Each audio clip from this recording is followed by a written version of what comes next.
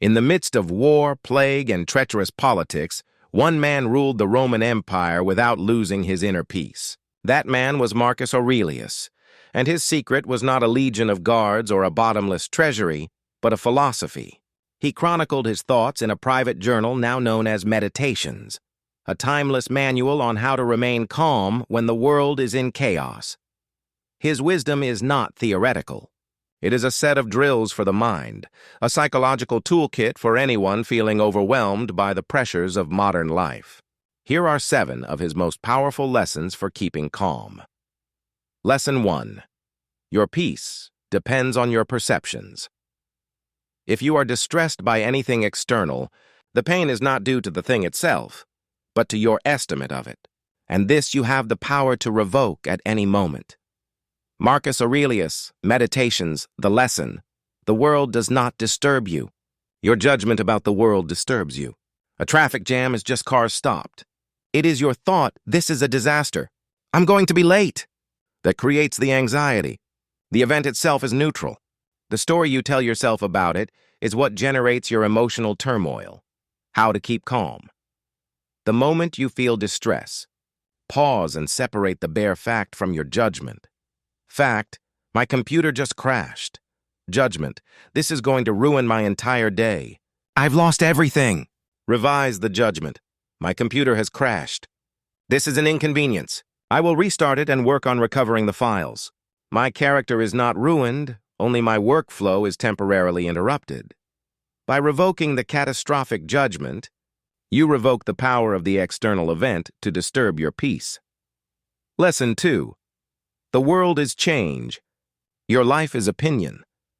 The universe is transformation. Life is opinion.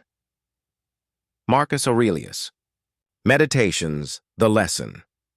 Everything in the physical world is in a constant state of flux. Seasons change, empires rise and fall, your body ages.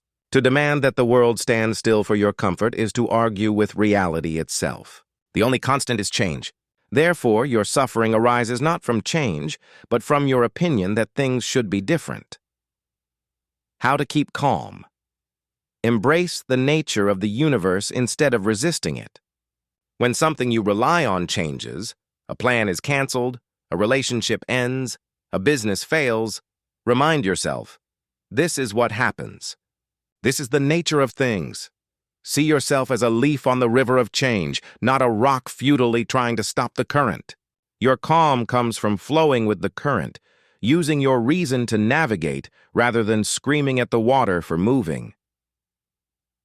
Lesson 3. Confine yourself to the present moment. Do not let the future disturb you. You will meet it, if you have to, with the same weapons of reason which today arm you against the present. Marcus Aurelius, Meditations, the lesson. Anxiety is almost always a future-oriented activity. It is the mind's attempt to live in a time that does not exist, trying to solve problems that haven't happened and may never happen. The present moment, by contrast, is almost always manageable. How to keep calm. When you feel overwhelmed by what might happen, shrink your focus to the single small task right in front of you. Anxious about a big presentation? Focus only on writing the next sentence. Worried about a difficult conversation? Focus only on taking the next breath. Overwhelmed by a huge project? Focus only on the very first step. Marcus advises us to throw away all your other thoughts and confine yourself to the present. Your weapons of reason are sharpest and most powerful when applied to the here and now. Lesson 4. The obstacle. Is the fuel. The impediment to action advances action. What stands in the way becomes the way. Marcus Aurelius, Meditations, the lesson. This is the cornerstone of Stoic resilience. An obstacle is not a dead end. It is a detour that often leads to a better path, or a challenge that forges greater strength within you. The obstacle itself provides the very friction you need to move forward in a new, more creative way. How to keep calm. Reframe every single problem. When you encounter a barrier, ask, What quality does this force me to develop? Patience, creativity, courage?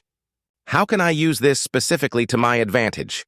A rude person becomes your training for patience. A failed project becomes your lesson in humility and a catalyst for a new idea. A delay becomes your opportunity for rest or reflection. By seeing the obstacle as the way, you eliminate the feeling of being blocked and replace it with a sense of purposeful engagement. Lesson 5. Remember how small your place is in the grand scheme. Think of the universal substance, of which you have a very small portion, and of universal time, of which a short and momentary interval has been assigned to you, and of that which is fixed by destiny, and how small a part of it you are. Marcus Aurelius, Meditations. The lesson. Our anxieties and ego inflate our problems to a cosmic scale. We feel like our struggles are the center of the universe. Marcus constantly practiced the view from above to counter this. From the perspective of the cosmos, your life, your problems, and your achievements are vanishingly small. How to keep calm. When a problem feels all-consuming, mentally zoom out. Picture the Earth from space, a pale blue dot. Think of the billions of people on it, each with their own dramas. Contemplate the vast span of time, in which your life is a single blink. This is not meant to make you feel insignificant, but to give you perspective. That thing you're ruminating on, how important will it be in a week, a year, a century? This cosmic humility is a powerful antidote to self-importance and the anxiety it breeds. Lesson 6. Other people's actions are not your burden. When you wake up in the morning, tell yourself, the people I deal with today will be meddling, ungrateful, arrogant, dishonest, jealous, and surly. They are like this because they cannot tell good from evil. Marcus Aurelius, Meditations, the lesson. You will encounter difficult people. This is a law of nature. To be surprised or enraged by it is as foolish as being surprised by winter. Their behavior is a reflection of their own flawed character and ignorance of what is truly good. It is not a personal attack, even if it feels like one. How to keep calm. Premeditate on the fact that you will meet difficult people today. When you do, your reaction will not be shock, but a calm recognition. Ah, there it is. Just as I expected. This removes the sting of the unexpected. Your job is not to correct their character, which is largely outside your control, but to maintain your own virtue in the face of theirs. You can remain calm because their actions are their problem, not yours. Lesson 7. Do your job as a human being. Be tolerant with others and strict with yourself. Marcus Aurelius. Meditations. The lesson. The ultimate source of calm is knowing you are doing your best to fulfill your nature as a rational social being.